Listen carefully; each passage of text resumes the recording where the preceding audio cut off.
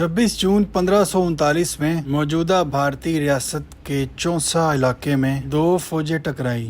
تب ہندوستان کی تاریخ کا ایک اہم فیصلہ ہوا۔ اس جنگ میں ہمایوں شہنشاہ کو شکست ہوئی اور شیر شاہ سوری ہندوستان کا حکمران بنا۔ ہمایوں فرار ہو کر ہندوستان سے ہرات چلا گیا، جو اس وقت ایران کی سلطنت خراسان کا حصہ ہوا کرتا تھا۔ خراسان کے وزیر نے ہمایوں کی خوب آؤ بھگت کی۔ برسوں بعد ہمایوں کو تو اپنی سلطنت واپس مل گئی، لیکن ایران میں اس کے میزبانوں کے برے دن آ گئے۔ ہوا یوں کہ خواجہ محمد شریف کا انتقال ہو گیا، جو اس وقت کا وزیر تھا خراسان کا۔ خواجہ شریف کے دشمنوں نے شاہ ایران کے سامنے اس خاندان کی اتنی چغلیاں کی کہ شاہ ایران نے اس خاندان کو جائیدادیں ضبط کر کے ایران سے باہر نکال دیا۔ خواجہ شریف کے بیٹے مرزا غیاث کو جلا وطن کر دیا گیا۔ اس کو صرف ایک اونٹ، ایک بوڑھا گھوڑا اور کچھ سامان کے ساتھ اس کو ریگستان میں روانہ کر دیا گیا۔ مرزا غیاث کے ساتھ دو بیٹے اور ایک بیٹی تھی۔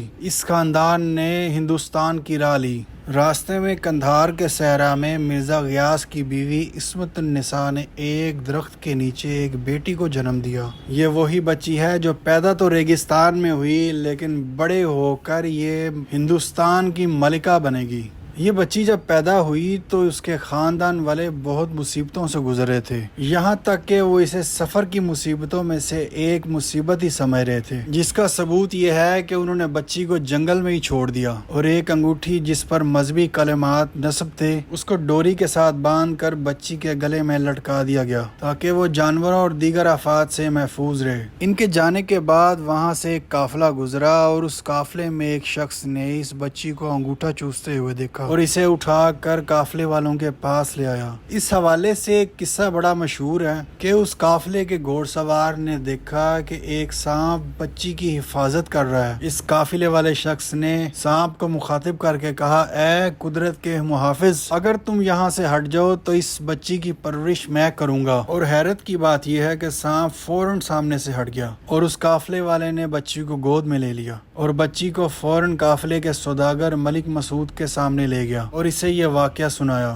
تو سوداگر نے بچی کو ساتھ رکھ لیا اور قریب کے گاؤں میں چلا گیا اور گاؤں میں جا کر کسی ایسی عورت کو ڈھونڈنے لگے جو اس بچی کو دودھ پلا سکے۔ اور قدرت کا اتفاق ایسا کہ مرزا غیاث اور اس کے خاندان والے بھی اسی گاؤں میں ٹھہرے تھے۔ انہوں نے سوداگر کے پاس اپنے بچی دیکھ لی اور بعد میں جا کر بتایا کہ یہ بچی ہماری ہے۔ سوداگر نے پھر بچی ان کے اصلی والدین کو سونپ دی، اور جب اس سوداگر نے سنا کہ مرزا غیاث ایران کے ضلع خراسان کے وزیر کا بیٹا ہے تو سوداگر ان کو اپنے ساتھ آگرہ لے آیا۔ اس نے مرزا غیاث کو شاہی دربار میں پیش کر دیا۔ اس دور میں ہندوستان پر ہمایوں کے بیٹے اکبر کی حکومت تھی۔ جب اکبر کو پتا چلا کہ خواجہ غیاث خواجہ شریف کا بیٹا ہے جس نے اس کے والد کی خدمت کی تھی، تو اکبر نے مرزا غیاث کو اپنے دربار میں ملازمت دے دی۔ یوں مرزا غیاث جو پھٹے حالوں میں آگرہ پہنچا تھا، وہ جلد ہی 36 کارخانوں کا مالک بن گیا۔ اب وہی بیٹی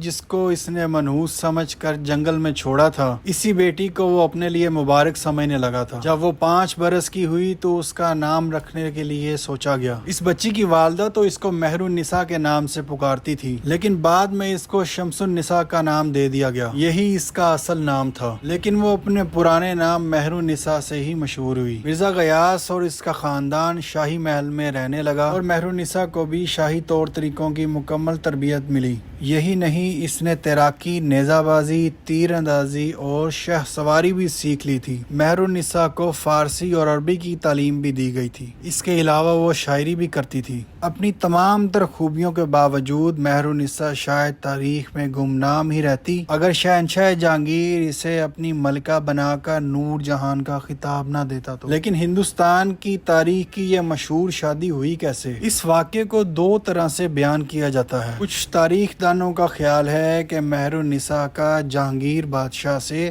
13-14 سال کی عمر میں آمنا سامنا ہو گیا تھا۔ شہزادہ سلیم کبوتر بازی کا شوقین تھا۔ شہزادہ سلیم نے مہرالنساء کو 2 کبوتر پکڑائے اور تیسرے کبوتر کو پکڑنے کے لیے چلا گیا۔ جب سلیم بادشاہ واپس آیا تو اس نے دیکھا کہ مہرالنساء کے ہاتھ سے ایک کبوتر اڑ چکا ہے۔ اس نے غصے سے مہرالنساء سے پوچھا کہ ایک کبوتر کہاں گیا؟ تو مہرالنساء گھبرا کر اٹھی اور اس کے ہاتھ سے دوسرا کبوتر بھی اڑ گیا، اور مہرالنساء نے کہا کہ ایسے۔ مہرالنساء کی اس صدا پر شہزادہ سلیم مہرالنساء پر مر مٹا۔ جب شہزادہ سلیم کے والد اکبر کو پتہ چلا کہ شہزادہ سلیم کو مہرالنساء سے عشق ہو گیا ہے تو اس کو خدشہ ہوا کہ مرزا غیاث کہیں مہرالنساء کے ذریعے سلطنت پر قبضے کا تو نہیں سوچ رہا۔ اس نے مرزا غیاث کو مجبور کر کے مہرالنساء کی شادی اپنے ایک ایرانی نوجوان درباری علی قلی سے کر دی۔ کہتے ہیں کہ اکبر نے اس کا شیر سے مقابلہ کروایا تھا۔ علی قلی نے تلوار سے شیر کو مار ڈالا، جس پر اکبر نے خوش ہو کر اسے شیر افغن کا خطاب دے دیا۔ شہنشاہ نے شیر افغن کو صوبہ بنگال میں ایک جاگیر دے کر بیوی سمیت وہاں بھیج دیا۔ شیر افغن اور مہرالنساء کی ایک بیٹی لاڈلی بیگم بھی پیدا ہوئی، لیکن شہزادہ سلیم کے دل میں عشق کی آگ مدم نہ ہوئی، اور نور جہان کی شادی کے 11 برس بعد جب 1605 میں شہزادہ سلیم جہانگیر کے نام سے بادشاہ بنا تو اس نے اپنی محبت کو واپس حاصل کرنے کا فیصلہ کیا۔ اس نے اپنے دودھ شریک بھائی قطب الدین کو صوبہ بنگال کا گورنر بنا کر بھیج دیا۔ قطب الدین خود شیر افغن کی جاگیر پر پہنچا اور اس سے کہا کہ بادشاہ کی خوشی کے لیے مہرالنساء کو طلاق دے دو۔ غیرت مند شیر افغن سے یہ بات برداشت نہ ہوئی، اس نے تلوار نکال کر قطب الدین کو قتل کر دیا، جس کے جواب میں قطب الدین کے محافظوں نے شیر افغن کو بھی قتل کر دیا۔ سپاہی مہرالنساء کو گرفتار کر کے آگرہ کے شاہی محل لے گئے۔ مہرالنساء کو جہانگیر کی رضائی ماں سلیمہ بیگم کے حوالے کر دیا گیا، جس نے 2 سال تک مہرالنساء کی برین واشنگ کر کے اسے جہانگیر سے شادی کرنے پر راضی کر لیا، اور یوں 1611 میں جہانگیر کی مہرالنساء سے شادی ہو گئی۔ جہانگیر نے اپنی ملکہ کو نور محل اور نور جہان کے خطاب دیے، جس میں سے نور جہان زیادہ مشہور ہو گیا۔ نور جہان اختیار اور دولت ملتے ہی اپنی نئی زندگی میں کھو گئی اور اس شوہر کو بھول گئی جس نے اس کی خاطر جان دی تھی۔ کچھ تاریخ دان کچھ یوں بھی لکھتے ہیں، کہا جاتا ہے کہ جہانگیر نور جہان کو بالکل بھی نہیں جانتا تھا۔ جہانگیر نے تذکرہ جہانگیری میں خود لکھوایا ہے کہ شیر افغن کو بغاوت کی وجہ سے قتل کیا گیا تھا۔ یہی نہیں، اس وقت شاہی دربار کے حالات بھی بہت خراب تھے۔ جہانگیر کے بیٹے خسرو نے اپنے باپ کے خلاف بغاوت شروع کر دی تھی۔ جہانگیر نے خسرو کو گرفتار کر لیا اور اس کے حمایتی درباریوں کو قتل کر دیا، جن میں ایک نور جہان کا بھائی محمد شریف بھی تھا، جبکہ نور جہان کے دوسرے بھائی آصف جاہ اور مرزا غیاث کو بھی دربار سے نکال دیا گیا تھا۔ اس دوران نور جہان قید ہو کر آگرے کی شاہی محل میں آئی تو اسے سلیمیہ بیگم نہیں بلکہ جہانگیر کی سوتیلی ماں رقیہ سلطان بیگم کے کنٹرول میں دیا گیا تھا۔ جہانگیر اپنی سوتیلی ماں سے ملنے آیا تو اس نے نور جہان کو دیکھا اور اس پر عاشق ہو گیا، اس سے شادی کر لی۔ اب یہ 2 ہسٹریز میں سے کون سی ہسٹری سچ ہے اس کو اللہ ہی جانتا ہے، لیکن ایک حقیقت اپنی جگہ یہ ہے کہ نور جہان نے شادی کے بعد اپنی محبت یا چالاکی سے جہانگیر کو مکمل طور پر کنٹرول کر لیا تھا۔ وہ کہلاتی تو بادشاہ بیگم تھی، لیکن حقیقت میں بیگم کا لفظ تو بس فارمیلٹی تھا، اصل میں تو یہ بادشاہ ہی تھیں۔ حد تو یہ ہے کہ نور جہاں نے بادشاہوں کی طرح اپنے نام کے سکے بھی جاری کروا دیے تھے۔ شاہی فرمانوں پر لکھا ہوتا تھا، حکم عالیہ نور جہان بیگم بادشاہ۔ جہانگیر خود کہا کرتا تھا کہ میں اپنی سلطنت نور جہان کو سونپ چکا ہوں، مجھے صرف 1 سیر شراب اور آدھ سیر گوشت کے سوا کچھ نہیں چاہیے۔ جہانگیر کو شراب نوشی کے علاوہ شکار کا بھی شوق تھا، اور وہ بھی شیروں کے شکار کا۔ وہ اکثر نور جہان کو بھی ساتھ لے جایا کرتا تھا۔ سپاہی ہانکا کر کے شیروں کو ان کی پناہ گاہوں سے باہر نکالتے اور ہاتھی پر بیٹھا بادشاہ شیر کو گولی مار دیتا۔ اس میں خطرہ بھی تھا کیونکہ شیر 10 سے 15 فٹ بلندی تک اچھل سکتا ہے، یعنی کہ ہاتھی پر بیٹھے شخص کو بھی نشانہ بنا سکتا ہے۔ اور ایسا ہی واقعہ ایک دن جہانگیر کے ساتھ بھی ہوا۔ ایک شکار کے دوران جہانگیر ہاتھی پر بیٹھا تھا،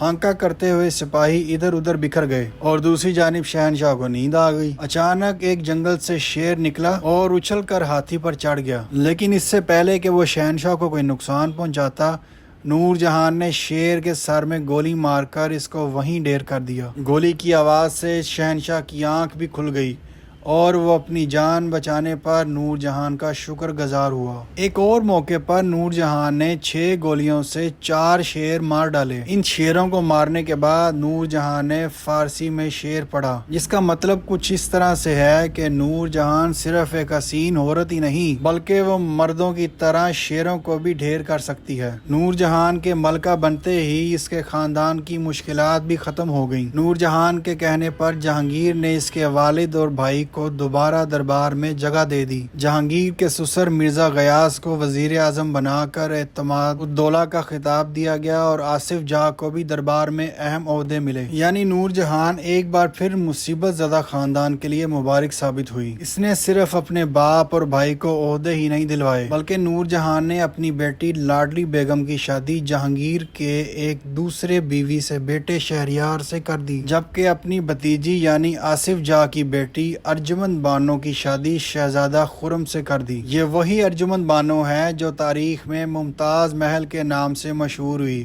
اور جس کا مقبرہ تاج محل آج بھی دنیا میں محبت کی علامت ہے۔ نور جہان صرف اپنے خاندان پر ہی مہربان نہ تھی بلکہ اپنے پرانے محسن کو بھی نہ بھولی۔ وہ جب ملکہ بنی تو مسعود سوداگر جس نے ننھی نور جہان کو اس کے ماں باپ سے ملوایا تھا انتقال کر چکا تھا۔ نور جہان نے اس کے بیٹے ملک محمود کو ایران سے بلوا کر لاکھوں روپے نقد، گھوڑے اور بہت سا قیمتی سامان تحفے میں دیا۔ اپنے محسن کی قبر کی تعمیر کے لیے 50,000 روپے الگ سے دیے۔ جس جگہ قندھار میں نور جہان کے والدین اسے چھوڑ کر گئے تھے وہاں نور جہان نے ایک کنواں کھدوایا اور مسافروں کے لیے ایک عمارت بھی بنوائی۔ اس کی فیاضی اور سخاوت کے اور بھی کئی واقعات مشہور ہیں، لیکن ملکہ کی حیثیت میں نور جہان کا سب سے بڑا چیلنج جہانگیر کی زندگی کے آخری دنوں میں پیش آیا۔ ہوا یوں کہ جہانگیر اپنی فوج کے ساتھ دریائے جہلم کے پاس ٹھہرا ہوا تھا۔ شہنشاہ کا یہ خیمہ فوج کے مرکزی حصے سے دور دریا کے دوسرے کنارے پر تھا۔ جہانگیر کے ایک جرنیل محبت خان نے جب یہ منظر دیکھا تو اس نے اپنے راجپوت سپاہیوں کے ذریعے دریا کے پل پر قبضہ کر لیا اور شہنشاہ کو بھی گرفتار کر لیا۔ اس بغاوت کی وجہ یہ تھی کہ محبت خان نے کچھ فوجی مہمات کا حساب شاہی خزانے میں جمع نہیں کرایا تھا اور شہنشاہ اس بات پر ناراض تھا۔ محبت خان نے شہنشاہ سے زبردستی یہ حکم جاری کروایا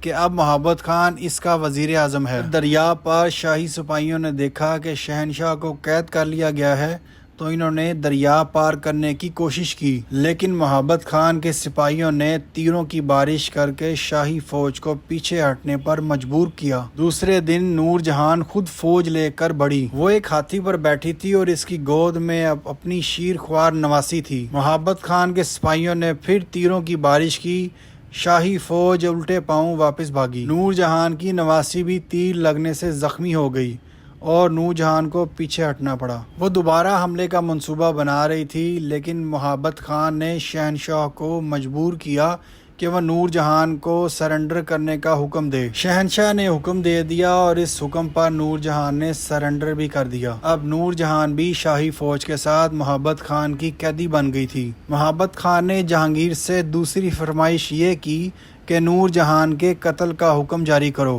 جہانگیر نے قتل کا حکم جاری کر دیا۔ جب یہ حکم نور جہان کو دکھایا گیا تو اس نے حکم نامے کی پشت پر لکھ دیا کہ میں شہنشاہ کے حکم پر سر تسلیم خم کرتی ہوں لیکن مرنے سے پہلے ایک بار شہنشاہ سے ملنا چاہتی ہوں۔ جہانگیر نے جب یہ بات پڑھی تو اس نے محبت خان کی منت سماجت کی کہ آخری بار نور جہان سے مل لینے دو۔ جب نور جہان کو شہنشاہ کے سامنے لایا گیا تو اس کے ہاتھوں میں ہتھکڑیاں پڑی ہوئی تھی، بال بکھرے تھے اور چہرہ اداس تھا۔ اس کی حالت دیکھ کر جہانگیر کو اتنا دکھ ہوا کہ اس نے اپنی جان کا خطرہ ہونے کے باوجود نور جہان کے قتل کا حکم واپس لے لیا۔ محبت خان کو اس بات پر غصہ تو بہت آیا لیکن مسئلہ یہ تھا کہ وہ شہنشاہ کے حکم کے بغیر نور جہان کو قتل نہیں کر سکتا تھا، کہ اگر وہ نور جہان کو قتل کر دیتا تو سارے ہندوستان میں اس قتل کا بڑا شور ہوتا اور مغل اس کے دشمن بن جاتے۔ چنانچہ وہ خاموش ہو گیا۔ ادھر نور جہان نے اپنے زیورات بیچ کر افغانستان اور لاہور سے اپنی فوج بنائی اور محبت خان کے کچھ قریبی لوگ بھی خرید لیے۔ محبت خان نے یہ سارا ماجرا دیکھا تو وہ بھاگ نکلا۔ کچھ عرصہ بعد جہانگیر بادشاہ کی کشمیر سے واپسی پر موت واقع ہو گئی اور اس کو اسی علاقہ شادرہ میں دفنا دیا گیا۔ اس پر نور جہان نے اس کا عالی شان مقبرہ تعمیر کروایا اور 65 سال کی عمر میں نور جہان بھی وفات پا گئی اور جہانگیر کے پہلو میں اس کو دفنا دیا گیا۔